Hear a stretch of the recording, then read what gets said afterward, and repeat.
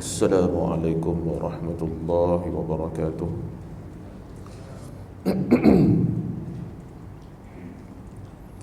Bismillahirrahmanirrahim. Alhamdulillahi rabbil alamin. Wa afdalus salati wa atammut taslim على سيدنا وحبيبنا وشفيعنا وزخرنا ومولانا محمد وعلى آله وصحبه أجمعين. سبحانك لا علم لنا إلا ما علمتنا إنك أنت العليم الحكيم. قال رب اشرح لي صدري ويسر لي أمري واحلل عقدة من لساني يفقه قولي. اللهم آتنا بفضلك أفضل ما تؤتي عبادك الصالحين. اللهم افتح علينا فتوح العارفين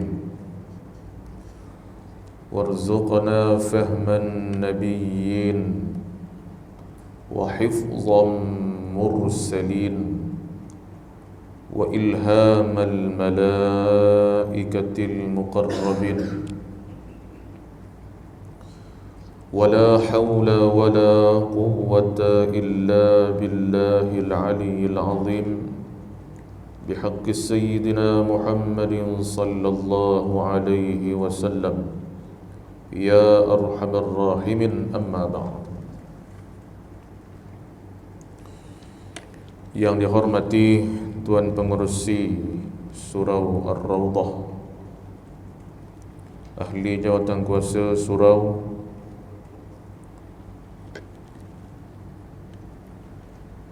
seterusnya yang saya kasihi hadirin dan hadirat, muslimin dan muslimat yang dirahmati oleh Allah Subhanahu wa taala.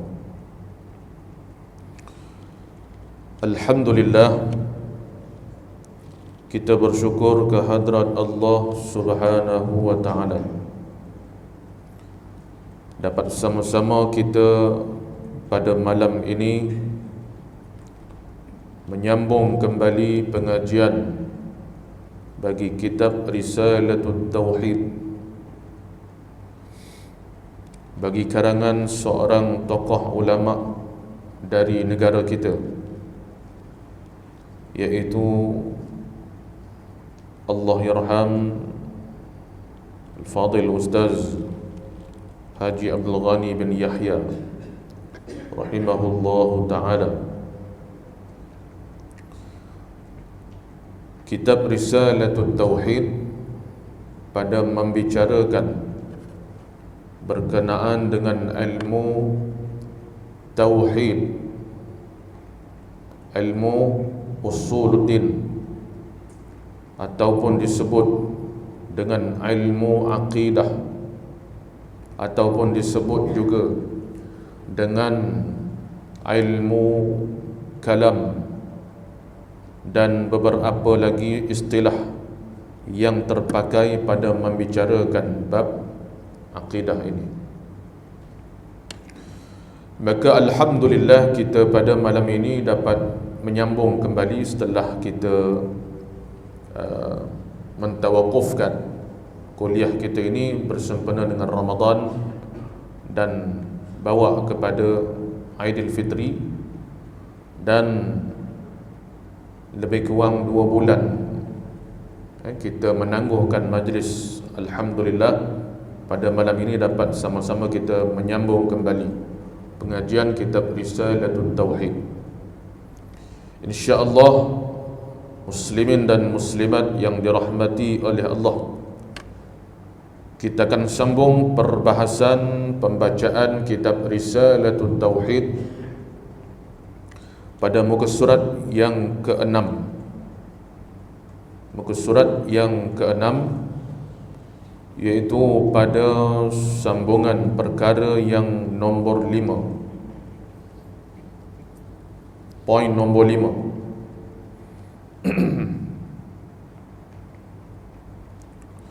Bismillahirrahmanirrahim. Qala al-musannif rahimahullahu ta'ala wa nafa'na bi'ulumihi fid darain amin ya rabbal alamin. Kata tuan syekh kita, tuan musannif kitab yang dirahmati oleh Allah, pada perkara yang kelima, pada menyatakan berkenaan dengan mabadi' asyarah.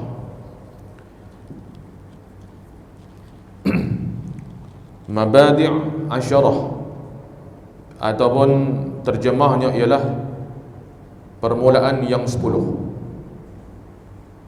Arti mabadi' asyarah iaitu permulaan yang 10 kita baca adalah bertujuan untuk kita mengetahui sebelum kita membahaskan pada bacaan dalam kitab ini, maka di antara disiplin ataupun adab di dalam kita mempelajari sesuatu ilmu itu, maka hendaklah kita mengenal akan mabadi' yang 10, permulaan yang 10. Maka nombor 5 yang kita sambung ini ialah berkenaan dengan mabadi' asyarah sebagai sambungannya. Itu yang kelima. Iaitu yang kelima, faedah ilmu ini. Apakah faedah yang kita bakal perolehi setelah mana kita mengaji, insya-Allah, daripada permulaan sampai kepada khatam kitab ini, insya-Allah? Apakah faedah yang kita dapat daripada kita belajar ilmu ini, iaitu ilmu usuluddin, ilmu tauhid, iaitu kata tuan syekh kita, iaitu dapat mengenal Tuhan dan percayakan Rasul dan mendapat kebahagiaan hidup di dunia dan di akhirat yang kekal abadi. Ini faedah, tuan-tuan.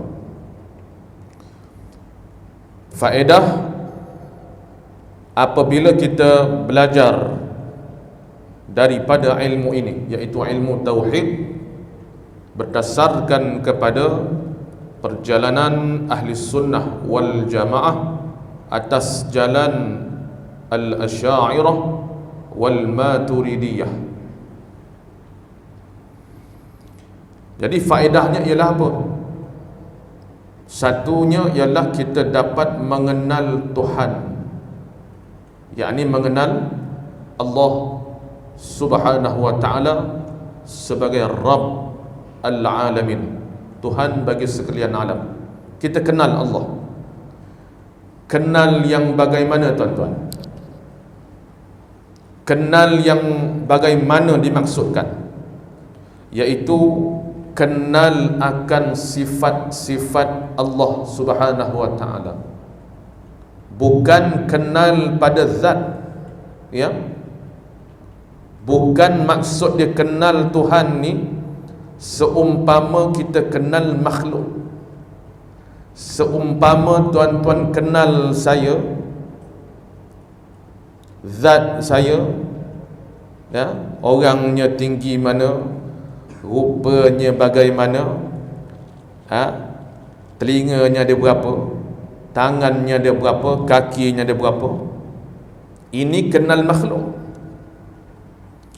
Jadi sebagai kiasannya, sebagai kefahamannya, bila kita belajar ilmu tauhid ini, kita kenal Tuhan kita.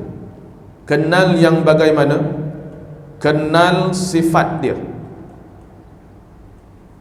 bukan kenal zat dia.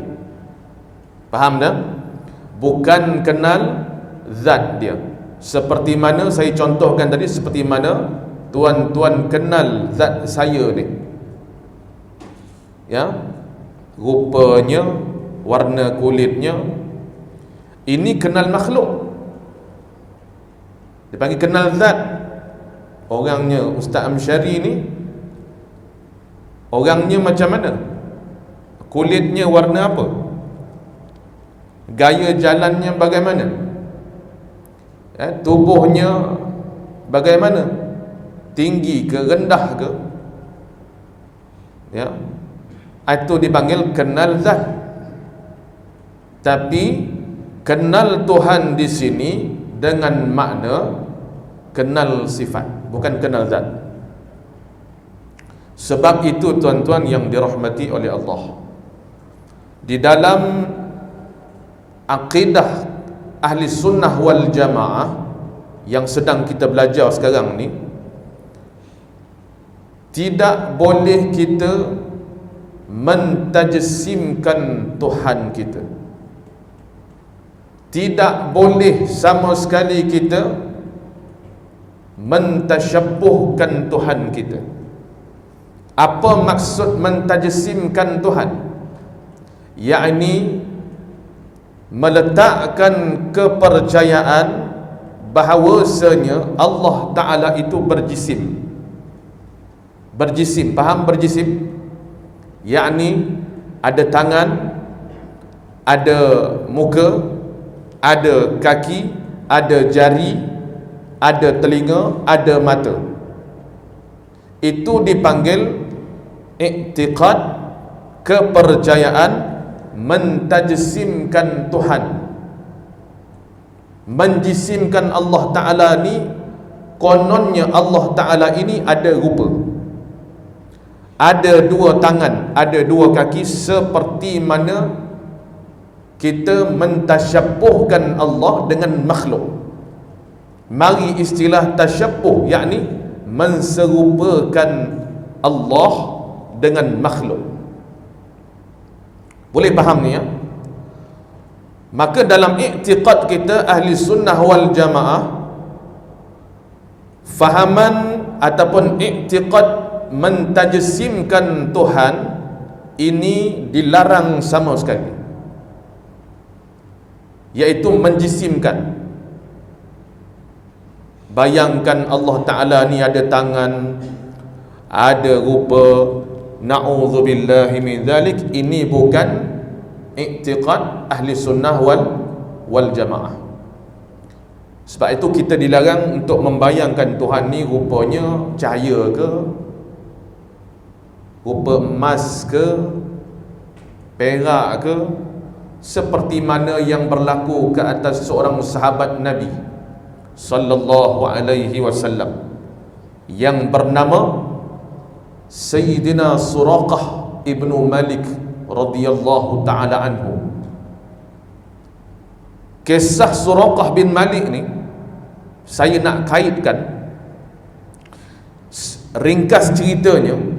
Beliau ni Suraqah bin Malik, asal mulanya beliau ini adalah pemburu upahan, pemburu dan pembunuh upahan yang diupah oleh musyrikin Makkah untuk membunuh Nabi sallallahu alaihi wasallam.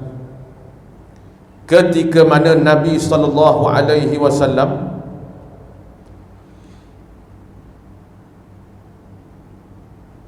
menuju ke arah kota Madinah,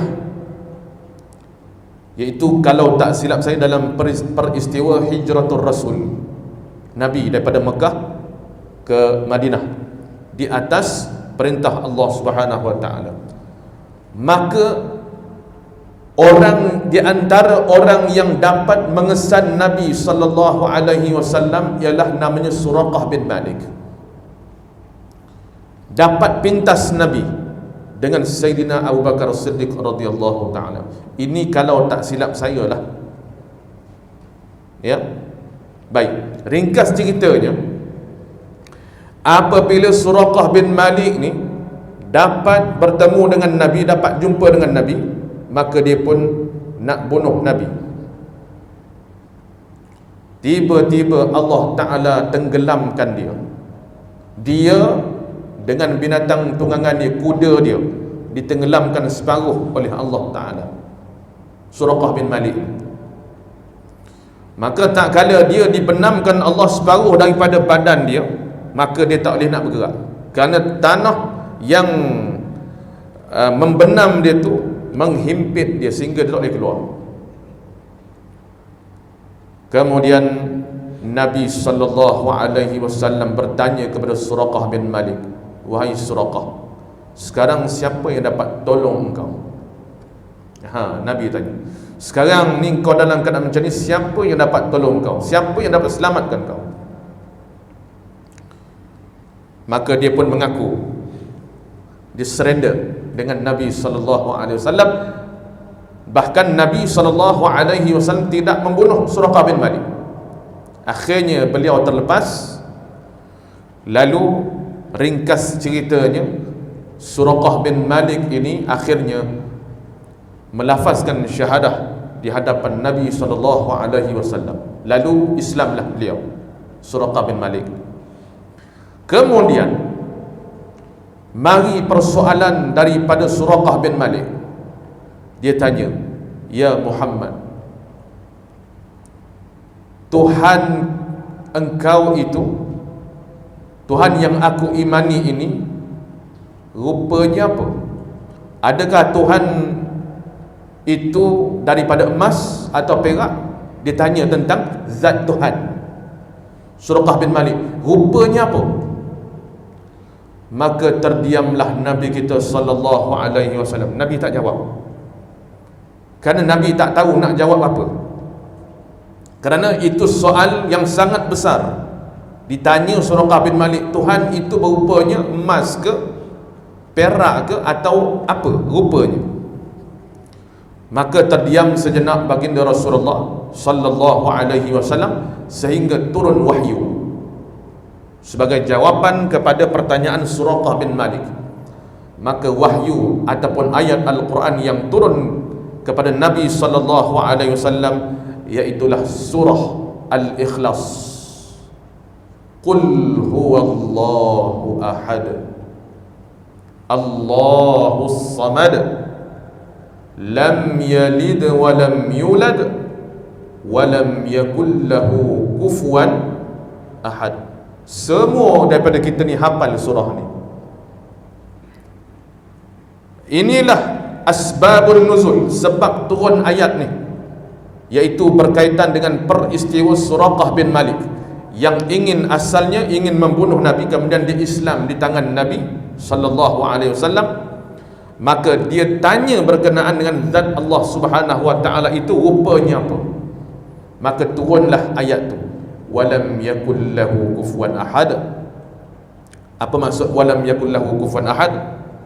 Dan dia, yakni Allah Ta'ala itu tidak serupa dengan sesuatu. Itu lebih kurang maksud ayat tu, terjemah ayat tu. Allah Ta'ala jawab, walam yakul lahu kufuwan ahad, dan tidak ada satu pun yang setara dengan dia. Atau makna lain, yang tidak ada sesuatu pun yang setanding, yang setara, yang serupa, yang seibarat dengan Allah Subhanahu wa ta'ala. Maka sebab itulah di dalam i'tiqad kita ahli sunnah wal jamaah dilarang sama sekali untuk membayangkan Allah Ta'ala ini rupanya bagaimana. Ya, jangan kita bayangkan Allah Ta'ala ni bila kita sujud Allahu Akbar. Dalam sujud kita pejam mata, Tuhan ni cahaya agaknya. Habis. Ada i'tiqad yang macam tu, kufur kepada Allah.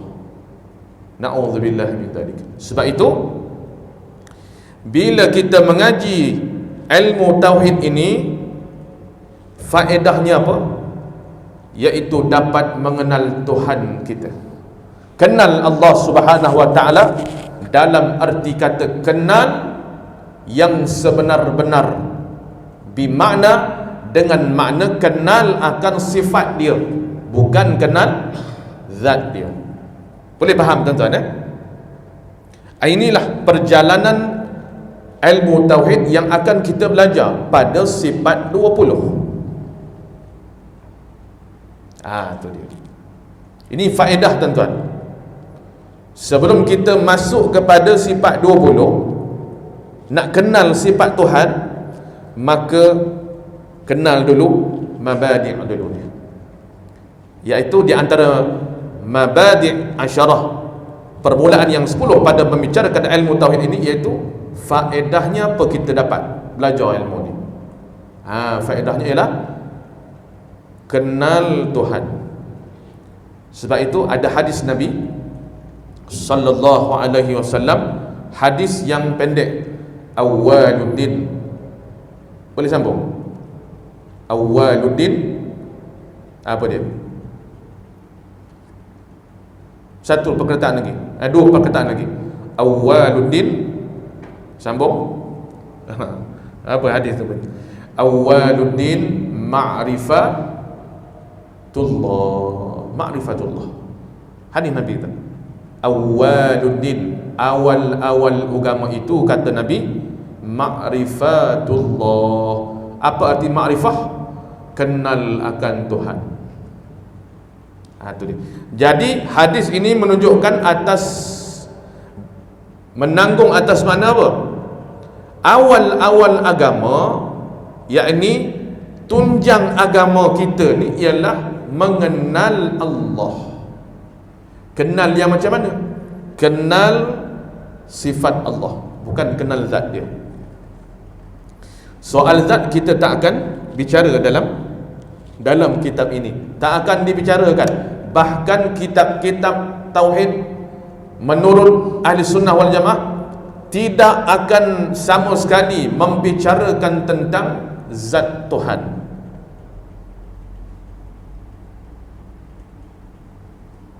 Boleh faham ya? Jadi cerita melihat kepada zat Tuhan ini, itu cerita dalam syurga nanti. Dalam syurga Allah Subhanahu Wa Taala, nikmat yang paling besar di antara segala nikmat dalam syurga ialah melihat wajah Allah Subhanahu Wa Taala. Kaifiatnya bagaimana? Ini ulama bersalahan pandangan. Yakni Allah Ta'ala memberikan penghuni syurga untuk melihat kepada zat dia, tetapi setengah ulama kata dengan cara kaifiat yang ditentukan oleh Allah Ta'ala sendiri bagaimana. Yang itu kita tak usah masuk campur.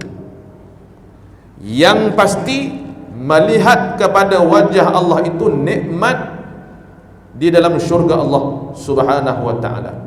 Atas dunia kita tak boleh nak membicarakan tentang zat Allah Subhanahu Wa Ta'ala.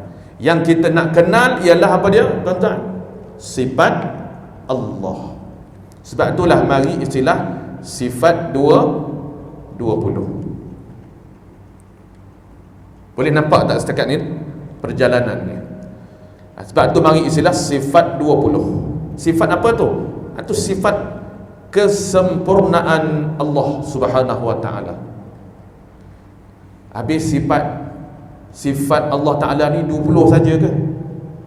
Sifat kesempurnaan Allah ni 20 saja ke? 20 saja ke? Tak. Jawabnya tidak. Sifat kamalat, sifat kesempurnaan Allah ini tidak terhitung. Wajib setiap daripada mukallaf laki dan perempuan, kita ni semua, saya, tuan-tuan semua ni, wajib mengiktikadkan, wajib beriman sifat kesempurnaan Allah tidak terhitung banyaknya, atau dalam arti kata yang lain, segala sifat kesempurnaan Allah, segala sifat kesempurnaan itu sabit bagi Allah. Habis yang 20 tu apa cerita? Yang 20 sifat itu yang kita belajar, ya, yang kita hafal, wujud, qidam, baqa' sampai kepada kaunuhu mutakalliman tu, 20 sifat tu apa benda? Itu sifat lah tu. Sifat apa? Sifat kesempurnaan Allah yang wajib, yang wajib diketahui oleh setiap laki perempuan yang telah mukallaf. Tetapi wajib kita iktikadkan, di samping 20 sifat itu yang wajib diketahui, dalam arti kata lain wajib belajar. Orang Melaka kata wajib belajar. Yang 20 sifat tu tak boleh tak belajar. Siapa tak belajar siapa tak belajar berdosa ia. Siapa tak tahu sifat 20 berdosa ia. Faham? Dan satu lagi, di samping kita wajib mengetahui sifat 20 tu, wajib kita mengimani dan beriktikad segala sifat kesempurnaan itu sabit atas Allah. Apa saja sifat sempurna mesti disabitkan kepada Allah. Jadi ulama kata begini, mengetahui apa saja sifat-sifat kesempurnaan Allah itu tidak wajib. Wajib sekadar kita beriktikad Allah Ta'ala bersifat ia dengan segala sifat kesempurnaan itu Allah. Yang wajib tahu, yang wajib belajar 20 sifat tu saja. Boleh faham ni lah? Yang lebih tu tak wajib. Wajib iktikad apa dia? Allah Ta'ala bersifat ia dengan segala sifat kesempurnaan. Yang wajib tahu 20 tu saja. Itu pun ada bahas lagi tu. 20 sifat atas jalan Imam Abu Mansur Al-Maturidi. Bagi Imam Abu Hasan Al-Asy'ari memada 13 sifat saja. Ya. Itu atas jalan, maksudnya siapa yang bertaklid kepada Imam Abu Hasan Al-Asy'ari, kita ni jalan ahli sunnah wal jamaah ada dua. Apa dia? Yang pertama Imam Abu Hasan Al-Asy'ari, yang kedua Imam Abu Mansur Al-Maturidi. Tuan-tuan perasan tak? Kalau tak tidur lah, tak tidur apa ni? Tak tidur masa Tok Khatib baca khutbah. Nah, masa khutbah ni lah paling banyak orang tidur. Kalau tuan-tuan perasan, apa dia? Tok Khatib kita, ustaz-ustaz kita, tok imam kita tadi, Jumaat tadi, perasan atau tidak? Pada khutbah yang kedua ada doa yang dibaca oleh Tok Khatib yang berbunyi, Ya Allah, Engkau peliharakan akidah kami di dalam negeri ini berdasarkan kepada akidah ahli sunnah wal jamaah atas jalan, atas aliran Al-Asy'ariyah wal Maturidiyah. Tuan-tuan perasan atau tidak doa itu? Dibaca Al-Asy'ariyah artinya nisbah kepada Imam Abu Hasan Al-Asy'ari. Wal Maturidiyah nisbah kepada Al-Imam Abu Mansur Al-Maturidi. Jadi ala kulli hal, ahli sunnah wal jamaah nisbah kepada dua tokoh ni, Asy'ariyah Maturidi. Baik, saya sebut tadi atas jalan Imam Abu Hasan Al-Asy'ari memada tiap-tiap laki perempuan yang telah mencapai darjat mukallaf. Mukallaf ni artinya apa dia? Mukallaf ni artinya dah baligh lah. Laki umur baligh berapa? Ikut urufnya 15 tahun. Yang itu wajib sembahyang, wajib puasa. Tak baligh, tak wajib lagi lah. Tak wajib sembahyang, tak wajib puasa. Dah. Macam kita ni dah tua-tua ni, apa dia? Mukallaf ke apa? Lebih daripada mukallaf dah tuan-tuan kita ni. Umur dah berapa? Umur dah 40, 50. Mukallaf bukan muallaf. Kena jangan salah. Kita ni semua mukallaf tuan-tuan. Masa umur kita 15 tahun dulu, kita dah mukallaf dah. Orang ada setengah orang tua tu kata, dah sunat belum? Dah sunat belum? Dah potong belum? Dah potong wajib sembahyang. Bukan tu. Mukallaf tu artinya dah capai umur baligh, laki perempuan, dipanggil istilahnya mukallaf. Ingat tuan-tuan, mukallaf. Jadi kita semua ni dalam surau ni, kecuali anak-anak kita yang duk main lari sana lari sini, itu bukan mukallaf. Jadi dia nak main ke, dia nak panjat di sana tu, dia tak wajib dengar kuliah ni. Yang kita ni wajib dengar. Sebab kita mukallaf. Baik, atas jalan Imam Abu Hasan Al-Asy'ari memada kita ni tahu 13 sifat saja. Kemudian siapa yang bertaklid kepada Imam Abu Mansur Al-Maturidi wajib 20 sifat. Jadi kesimpulannya apa? Wajib kita belajar sifat 1 sampai 20. Habis kita. Tapi kalau dia nak berpegang pada 13 sifat saja, memada dah. Lepas fardu ain dia panggil. Lepas dah fardu ain. Kita kat Malaysia ni tuan-tuan, ambil tahu sikit lah kan. Benda ni jarang orang bagi tahu dalam kuliah. Saya bagi tahu begini, kita dalam Malaysia ni dari segi sudut akidah apa? Itulah akidah ahli sunnah wal jamaah. Atas jalan apa? Imam Abu Hasan Al-Asy'ari. Kita umat Islam kat Malaysia ni taklid kepada Imam Abu Hasan Al-Asy'ari. Fiqh apa dia? Ibadat ikut mana? Mazhab Imam Asy-Syafi'i. Itu kita di Malaysia lah.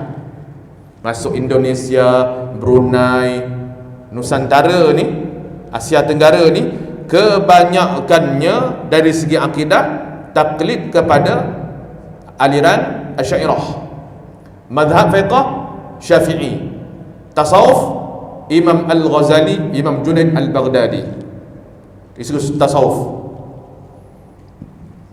Macam umat Islam di mana? Umat Islam di Pakistan. Saudara-saudara kita yang Pakistan ni kan, Bangladesh, Pakistan, India, negara-negara yang dekat-dekat dengan dia tu. Apa lagi? Bangladesh, Pakistan, apa lagi? India, yang dekat-dekat dengan dia tu lah. Mereka ni dari segi akidah apa dia? Akidah taklid kepada Imam Abu Mansur Al-Maturidi. Tak percaya tanya orang Bangla. Baik. Itulah biasa tu kita panggil orang Bangla ni.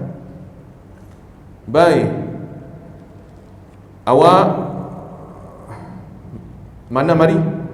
Saya Bangla juga mari. Awak sana apa itu akidah?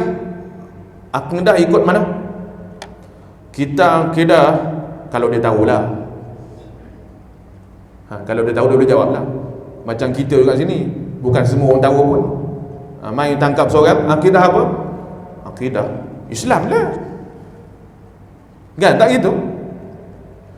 Itu bukan tanya agama. Awak agama apa? Islam. Betul lah. Kenalah soalan dengan jawapan. Bila tanya awak akidah apa? Bukan tanya soal agama. Akidah ialah kepercayaan tentang ketuhanan, tentang Rasul, tentang syurga neraka, azab kubur. Awak percaya kat mana? Landasannya apa? Orang kita pun macam tu kan? Bukan semua tahu. Tanya akidah apa? Saya orang Islam lah. Itu dia jawabnya. Sedangkan jawapan yang dikehendaki, awak akidah apa? Saya akidah Ahlussunnah wal Jamaah atas jalan Imam Abu Hasan Al-Asy'ari. Itu menunjukkan orang tu ada ilmu. Dia boleh jawab dengan tepat.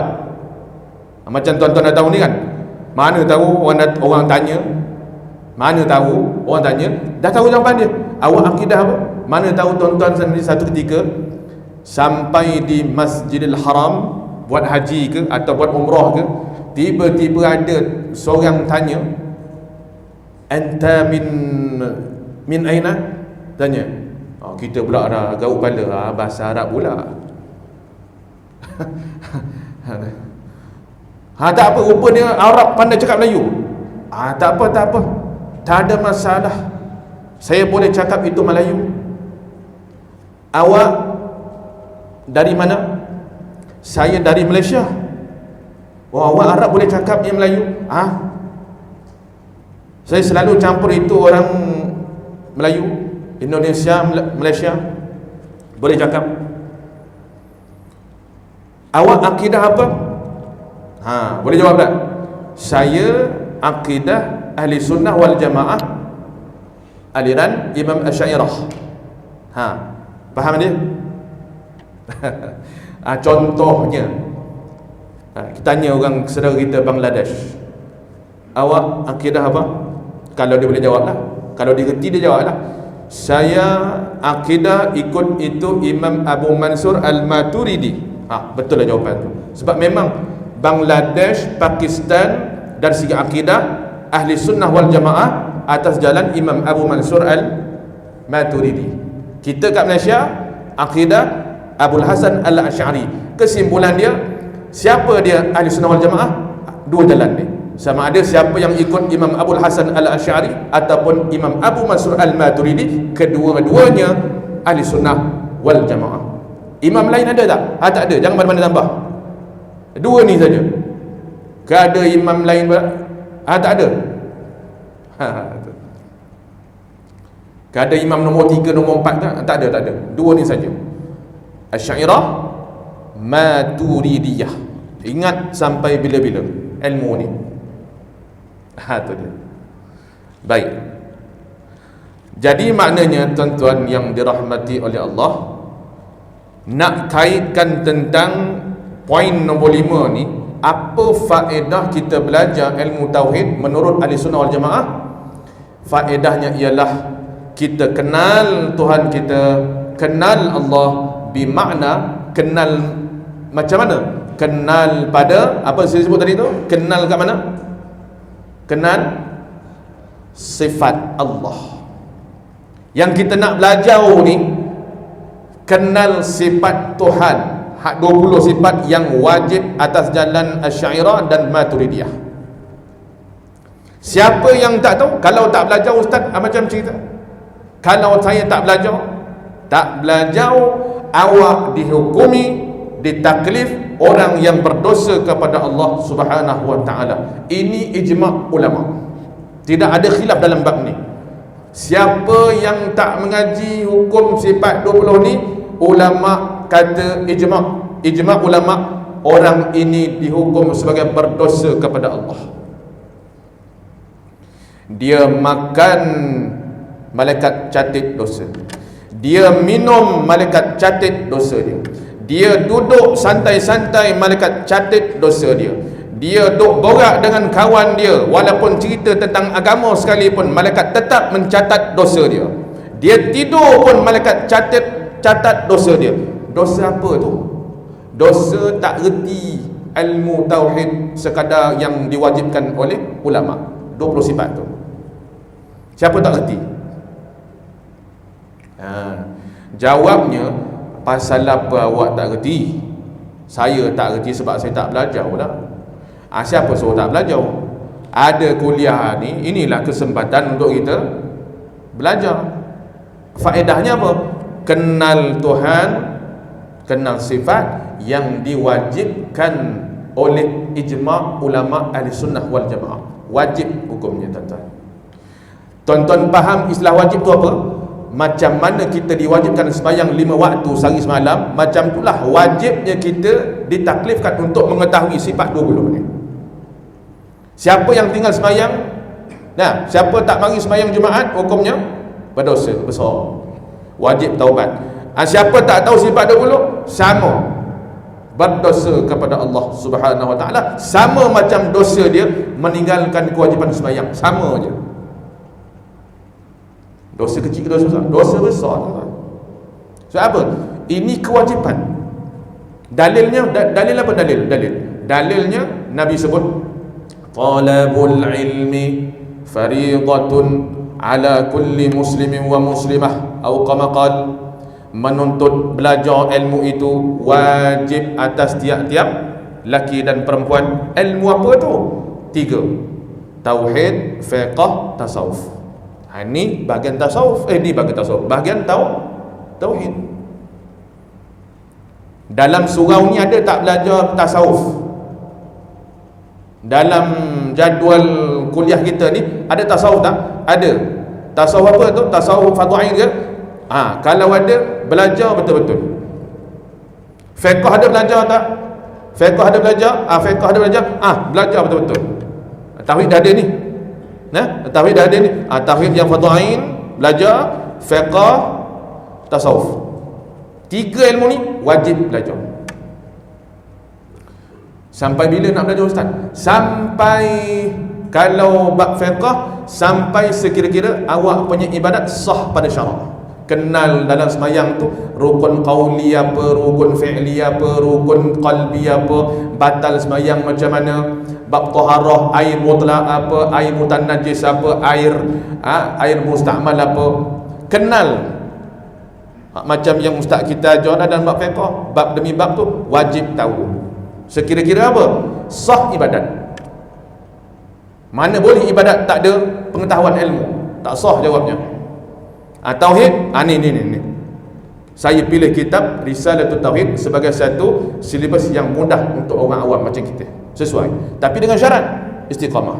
Tiap-tiap kuliah, walaupun 2 minggu sekali, tiap-tiap maksudnya sebulan 2 kali, wajib hadir. Kalau kita orang yang belum lepas had fardhu ain, wajib.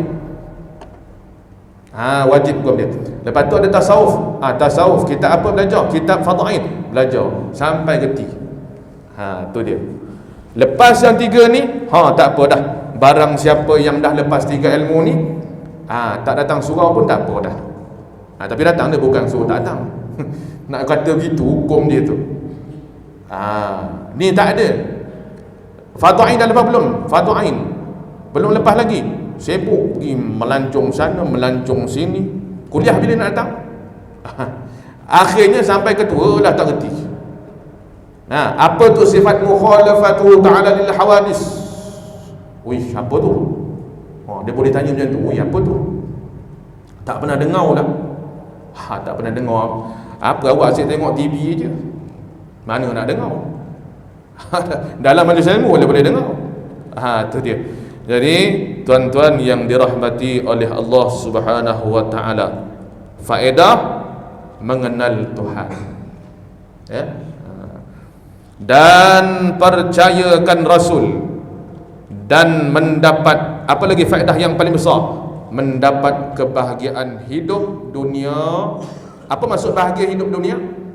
Iaitu bahagia atas dasar akidah kita betul, bukan akidah yang salah. Nikmat itu, bahagia itu. Bayangkan tuan-tuan, kalau seseorang itu hidup atas dunia ni, sementara umur dia Tuhan bagi pinjam lagi, dia hidup sehari-hari, tetapi sayang sekali dia punya akidah yang batil, akidah yang salah. Bayangkan, kata ulama, barang siapa yang akidah dia salah tentang ketuhanan Allah Subhanahu Wa Taala, dia sembahyang walaupun sah pada syarak tapi Tuhan tak terima. Dia puasa walaupun sah pada syarak, Tuhan tak terima.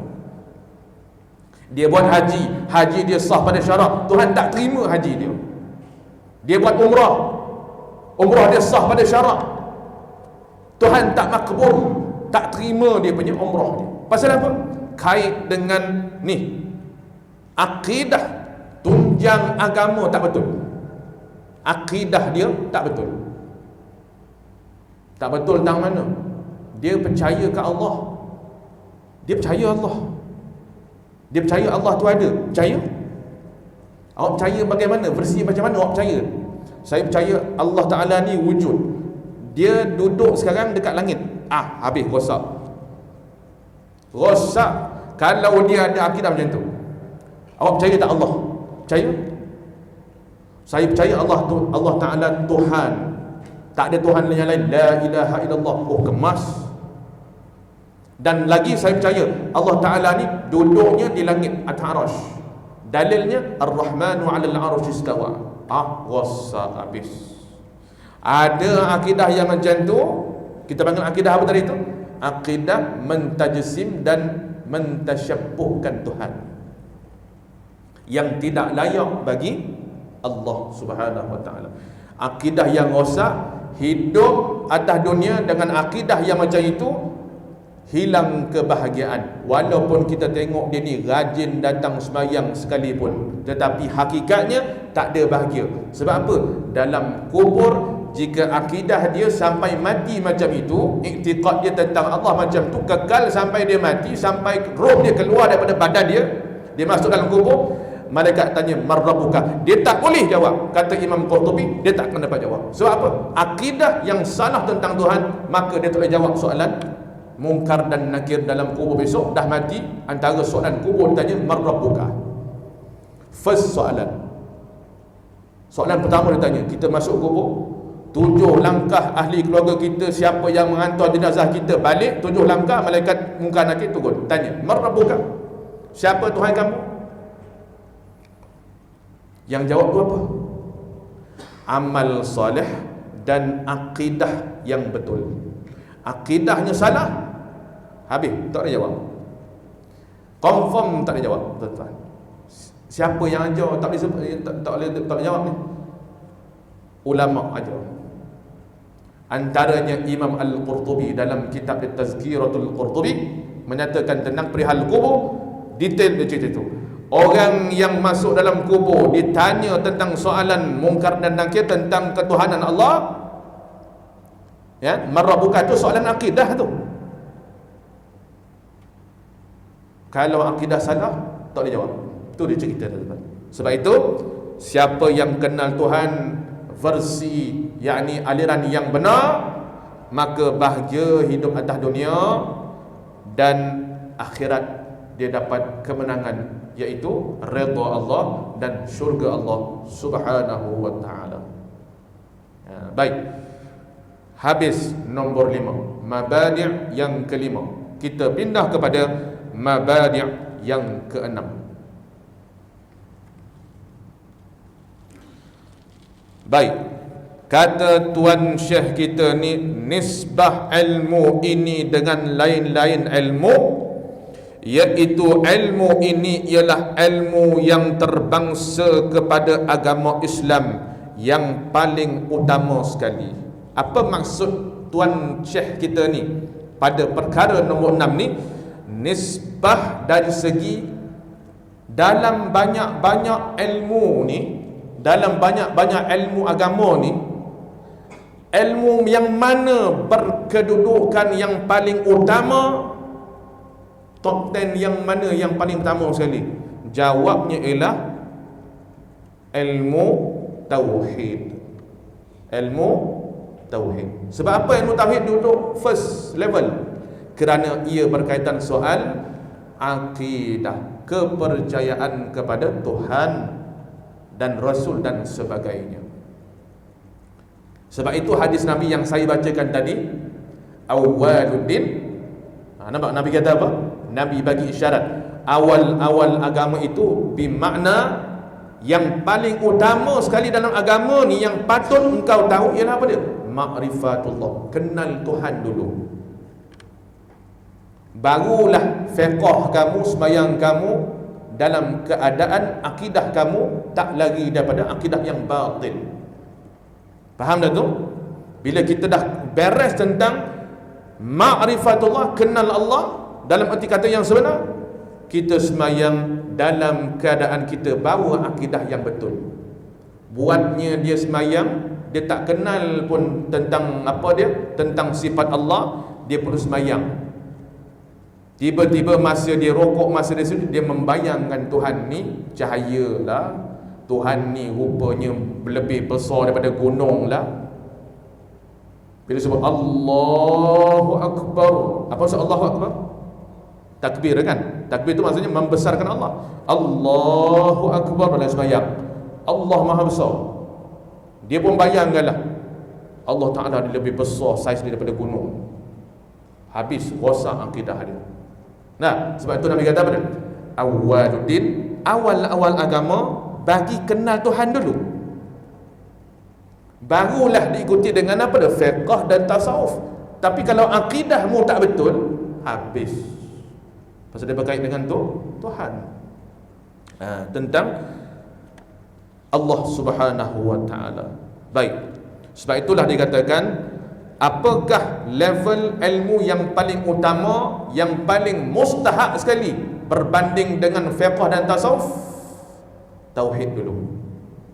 Tauhid biar bagi beres, barulah diikuti dengan fiqh dan tasawuf. Tasawuf ni cerita apa tuan-tuan? Tasawuf ni cerita tentang akhlak.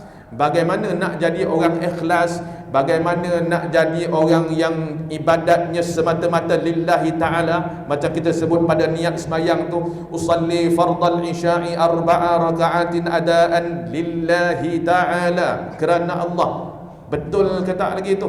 Kerana Allah. Tu dalam ilmu tasawuf dia membicarakan skop akhlak. Ikhlas, ya. Apa dia? 10 sifat dah lah. 10 sifat yang digariskan oleh Imam Al-Ghazali, sifat mahmudah. Itu skop tasawuf.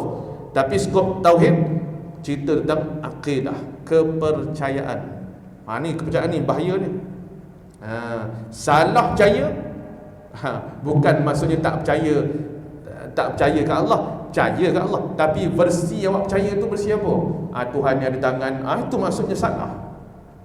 Jadi nak bagikan betul-betul kita kenal Tuhan ni, kenal seperti mana yang Nabi SAW ajar pada sahabat dan diwariskan kepada golongan-golongan selepas mereka sampai pada kita hari ini.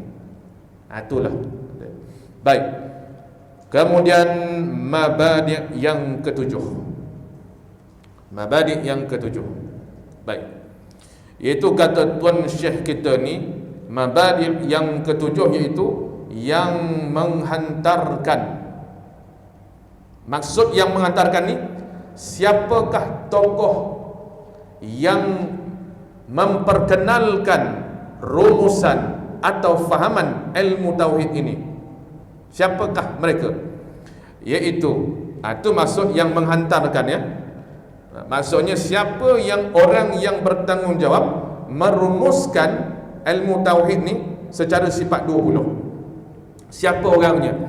Iaitu yang pertama, mereka yang mengaturkan titisan ilmu tauhid dengan mendirikan dalilnya, menggali dalil. Bukan cipta, bukan mereka cipta, pandai-pandai mencipta, tetapi sifat-sifat Allah yang 20 itu digali berdasarkan dalil di dalam Al-Quran. Siapakah orangnya? Lagi kita baca, dengan mendirikan dalilnya untuk menolak perkataan mereka yang menyalahi dari segi sudut akidah, ialah daripada ulama-ulama yang masyhur. Siapa dia? Saya sudah sebut tadi kan, iaitu yang pertama Imam Abul Hasan Al-Ash'ari, satu, dan Imam Abu Mansur Al-Maturidi. Siapa dia orang ni? Baik. Untuk pengetahuan tuan-tuan yang dirahmati Allah, dua tokoh kita ni dua tokoh imam kaum muslimin ini, iaitu Imam Abu Hasan al-Asy'ari dan Imam Abu Mansur al-Maturidi, ini adalah ulama salafus salih yang hidup dalam zaman salaf 300 tahun selepas kewafatan Nabi sallallahu alaihi wasallam, dipanggil salafus salih.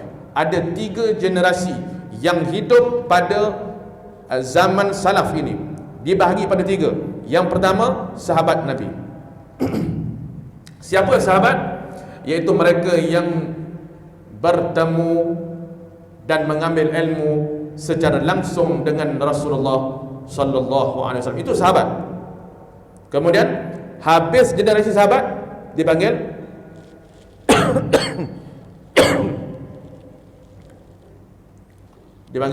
tabi'in. Baru istilah tabi'in. Siapa tabi'in? Iaitu mereka yang sempat bertemu dengan sahabat-sahabat Nabi dan mengambil ilmu dengan mereka, tapi tak sempat jumpa dengan Nabi sallallahu alaihi wasallam, dipanggil tabi'in istilahnya. Itu generasi yang kedua. Kemudian generasi yang ketiga, iaitu siapa dia? Tabi'ut tabi'in.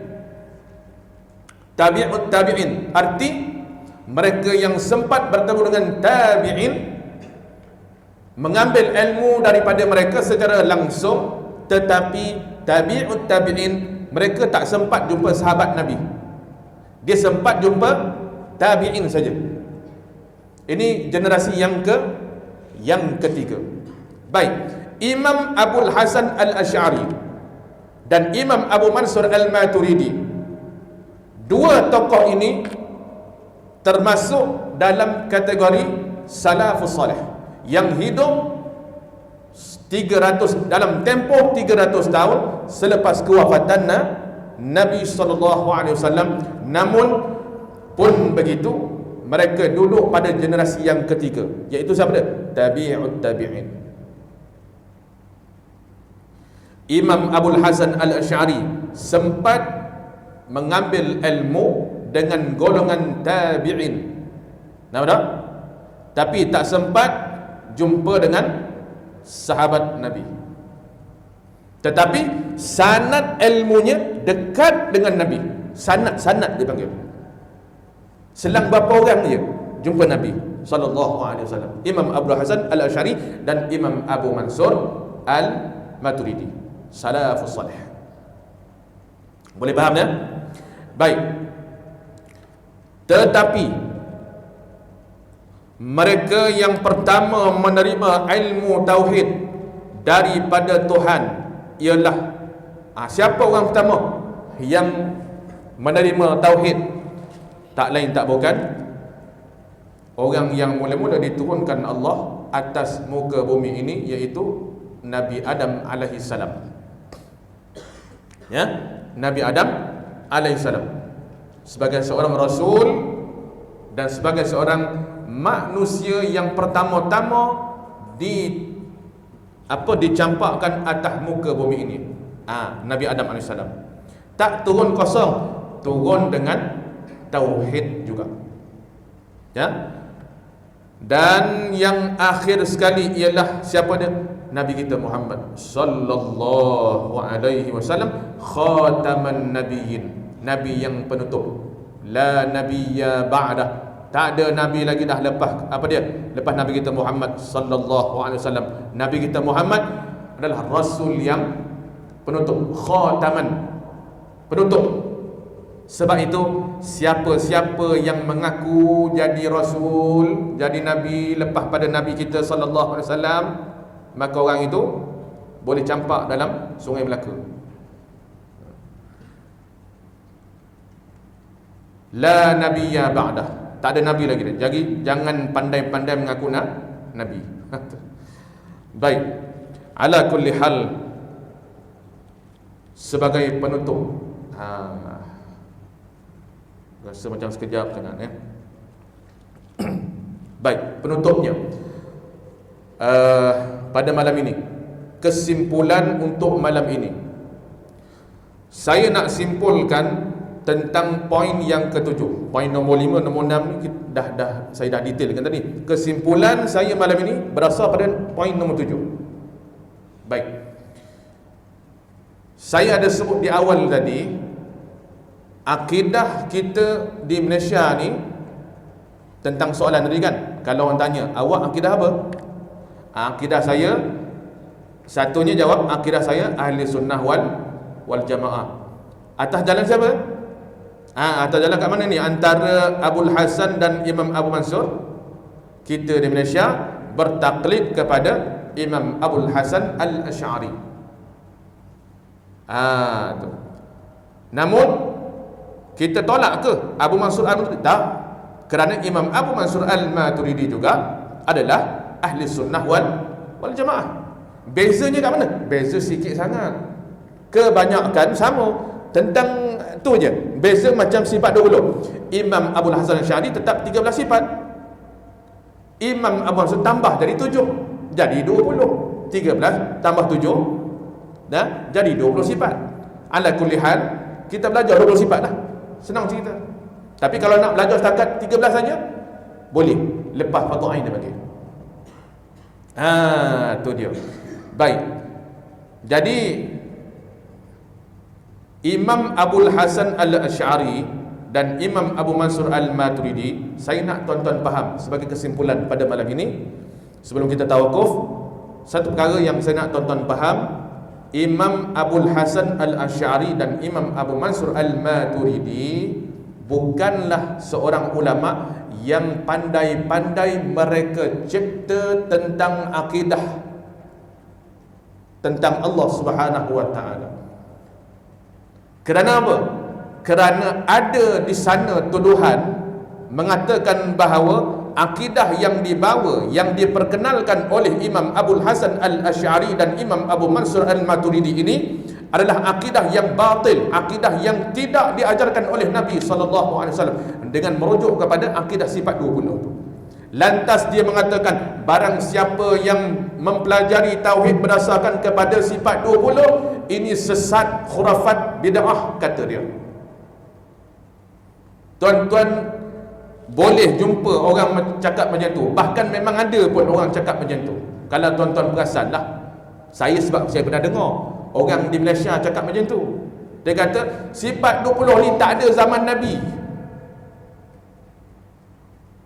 Kita jawab, awak baca Quran, tuan-tuan belajar Quran, siapa tak belajar Quran sini? Kita baca Quran, saya tanya tuan-tuan, tuan-tuan kalau baca Quran, qiraat apa yang tuan-tuan baca? Qiraat apa? Boleh. Qiraat apa kita baca? Mari apa? Dekat musabaqah tilawatil Quran peringkat antarabangsa, kan Malaysia tiap-tiap tahun jadi tuan rumah. Kan? Arab Saudi datang bertanding, Mesir datang, Iraq datang, Iran datang, Afrika, Uganda, kulit hitam, kulit coklat, kulit putih, semua datang bertanding baca Quran dekat PWTC itu. Cuba tengok dia baca Quran macam mana. Yang kita baca bunyinya macam yang kita belajar dah. Mari ni dipersilakan qari daripada Senegal. Marilah, panjang tinggi kulit hitam. A'udzu billahi minasy syaithanir rajim. Straight dia baca. Ya. Wadduha wal laili idza saja. Kita kata, kita yang tak reti ni, apa Pak Hitam ni baca? Orang Senegal maklumlah. Dia tak reti mana baca Quran. Kita kata dia salah, padahal dia baca qiraat dia. Faham tu? Kita qiraat apa? Tu nak tanya tu. Kita umat Islam di Malaysia ni qiraat apa? Namanya qiraat Imam Asim Al-Kaufi. Ni yang kita baca ni sekarang ni, baca Quran, belajar Iqra ke, belajar Muqaddam ke, belajar Quran. Siapa ustaz yang mengajar Quran sini, tuan-tuan belajar Quran tak kira sini ke kat tempat lain ke, kita belajar Quran berdasarkan kepada qiraat Imam Asim Al-Kaufi. Riwayat apa pula riwayat ni? Panjang cerita tuan-tuan. Riwayat Imam Hafs. Ada lagi Tariq apa? Tariq Imam Syatibi. Inilah kita punya baca Quran punya sanad kita di Malaysia ni. Yang kita belajar Quran muqaddam masih kecil-kecil dulu, Tok Bilal, Tok Wan kita, Tok Imam kampung kita aja, berasal kepada apa? Tariq Imam Syatibi, riwayat Imam Hafs, qiraat Imam Asim. Bid'ah tak tu? Bid'ah tak? Kenapa? Bid'ah lah. Sebab apa? Zaman Nabi tak ada pun qiraat Asim, tak ada pun riwayat Imam Hafs, tak ada pun Tariq Syatibi. Kalau logiknya lah, kalau dikata akidah sifat 20 tu yang diperkenalkan oleh Imam Abul Hasan Al-Asy'ari ni bid'ah zaman Nabi tak ada. Kita kata riwayat Quran yang kita baca tu pun tak ada zaman Nabi. Istilah tu. Qiraat apa tadi? Qiraat kita tadi Imam Asim, riwayat Imam Hafs, Tariq Syatibi. Zaman Nabi ada tak? Imam Asim hidup bila? Imam Asim tu tabi'in. Tak sempat pun jumpa Nabi. Tapi kenapa bacaan Quran dinisbah kepada dia? Kenapa dari situ riwayat dinisbah kepada Imam Hafs an Asim, Imam Hafs bin Sulaiman? Kenapa dalam aliran yakni Tariq disandarkan dinisbah kepada nama Imam Asy-Syatibi? Sedangkan Tariq qiraat riwayat tak ada istilah tu zaman Nabi. Tuan-tuan yang dirahmati Allah, baca Quran ni ada 10 qiraat yang diajar oleh Nabi SAW. Artinya, contoh ayat wadduha, ambil contoh yang senang lah. Wadduha, ada beberapa qiraat yang Nabi ajar. Wadduha, wadduha, wadduha. Boleh baca mana-mana satu daripada qiraat itu. Namanya qiraat dipanggil. Faham tu? Daripada qiraat tu mari pula riwayat. Daripada riwayat tu turun lagi ada tariq. Panjang cerita tu. Saya nak apa dia? Saya nak buat kiasan kepada ilmu Quran. Itu bidang Quran. Kenapa tak dinamakan saja itu bacaan Rasulullah? Ini qiraat Rasulullah sallallahu alaihi wasallam. Kan? Tak payahlah ada qiraat Asimnya, tak payah ada riwayat Imam Hafsnya, tak payahlah. Itu satu baru tu. Satu qiraat. Ada 9 lagi qiraat yang saya tak sebutkan ni. Yang kalau saya sebut nanti jadi tuan-tuan jadi pening nanti. Itu dia. Nah. Jadi istilah sama macam ni. Dalam ilmu tauhid, Imam Abul Hasan Al-Asy'ari memperkenalkan satu bentuk rumusan di mana rumusan itu dibuat, digali berdasarkan kepada dalil-dalil Al-Quran, yang mana ketika zaman hayatnya Nabi rumusan seperti itu tidak berlaku. Kenapa tak berlaku? Kerana zaman Rasulullah akidah umat Islam kuat dan betul belaka. Tak perlu ada pengkelasan, rumusan, pahaman seperti sifat 20. Kenapa? Nabi sendiri murabbi, Nabi sendiri mursyidnya yang mentarbiah, mengajar, mendidik sahabat dengan akidah yang betul. Menyebabkan umat Islam ketika itu tak ada rosak akidah. Mari sahabat, zaman sahabat, mereka orang yang mewarisi akhlak Nabi, ilmu Nabi, maka akidah terpelihara. Lepas sahabat apa dia? Tabi'in. Tabi'in pun orang hebat, akidahnya masih mantap lagi. Tabi'in masih mantap lagi, tetapi sudah ada elemen-elemen kerosakan umat Islam dalam bab akidah. Dah mula dah. Sebab itu Imam Abul Hasan Al-Asy'ari bangkit untuk buat satu rumusan untuk menjaga akidah umat Islam, yang mana Islam semakin tersebar ke seluruh pelosok dunia ketika itu. Faham? Jadi Imam Abul Hasan Al-Asy'ari rumuskan satu kaedah yang mudah untuk umat Islam terpelihara akidah. Kalau kau nak faham akidah, ni ikut rumusan ni. Inilah akidah yang diajar oleh Rasulullah sallallahu alaihi wasallam. Sungguh pun zaman Nabi tak mengkelaskan, Nabi tak mengistilahkan sifat 20, tapi sifat 20 itulah yang diajarkan oleh Nabi sallallahu alaihi wasallam. Boleh faham tak? Jadi saya nak sebut begini supaya apa? Tuan-tuan ada hujjah sekiranya, andainya selepas daripada ini kita mendengar suara yang mengatakan siapa yang belajar ilmu sifat 20 sesat, khurafat dan menyesatkan, kita tolak dengan apa yang kita hujahkan pada malam ini. Sesungguhnya akidah sifat 20 bukanlah satu akidah yang direka cipta oleh Imam Abul Hasan Al-Asy'ari, tetapi beliau adalah imam yang bertanggungjawab untuk merumuskan di atas faktor keperluan ketika itu. Zaman Nabi tak wujud sebab apa? Akidah kuat. Zaman sahabat kenapa tak ada istilahnya? Kerana zaman itu zaman akidah umat Islam kuat, satu akidah. Zaman Imam Abul Hasan Al-Asy'ari mula akidah yang bercampur batil. Maka berdirilah Imam Abul Hasan Al-Asy'ari dan Imam Abu Mansur Al-Maturidi untuk cover akidah umat Islam dengan memperkenalkan sistematik sifat 20. Maknanya awak belajar ni, inilah akidah yang diajar oleh Nabi sallallahu alaihi wasallam, yang digali daripada Al-Quranul Karim. Boleh faham? Sebab tu saya kiaskan dengan ilmu Quran tadi tu. Zaman Nabi ada tak kitab tajwid? Ada tak ilmu qiraat? Tak, istilah qiraat, riwayat? Tak ada. Bila ada? Zaman tabi'in baru ada. Kenapa? Diperkenalkan supaya apa?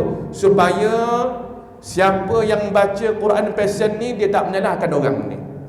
Macam saya sebut tadi kan, bila umat Islam datang berkumpul dekat PWTC untuk buat musabaqah tilawatil Quran tanding tu, kita yang tak ada ilmu ni, kita menyalahkan bacaan orang kulit hitam tu. Mentang-mentang lah ada kulit hitam. Ni orang negro ni baca Quran tak betul, confirm dia kalah lah. Tengok dia pula Johan. Kenapa? Dia baca qiraat dia. Faham tak? Jadi kenapa sistem qiraat tu diadakan?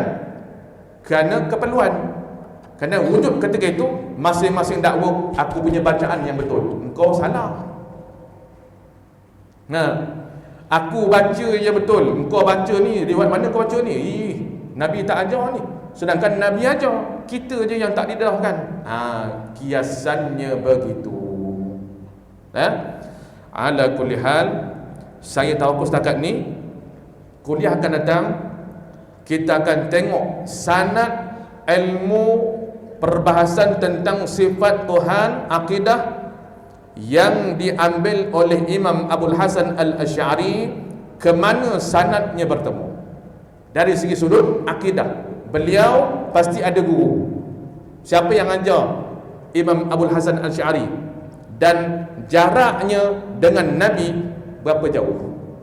Tengok, insya-Allah kuliah akan datang masih lagi mengupas pada poin nombor 7 ni, insya-Allah. Wallahu a'lam. Yang baik daripada Allah, yang salah silap atas kelemahan diri saya sendiri. Aku qouli hadza wa astaghfirullahal azim. Bismillahirrahmanirrahim. Alhamdulillahi rabbil alamin, wassalatu wassalamu ala asyrafil anbiya'i wal mursalin sayyidina Muhammadin wa ala alihi wa sahbihi ajma'in. Allahumma anfa'na bima 'allamtana wa 'allimna ma yanfa'una bi rahmatika ya arhamar rahimin. Wa sallallahu ala sayyidina Muhammad wa ala alihi wa sahbihi wa sallam, walhamdulillahi rabbil alamin.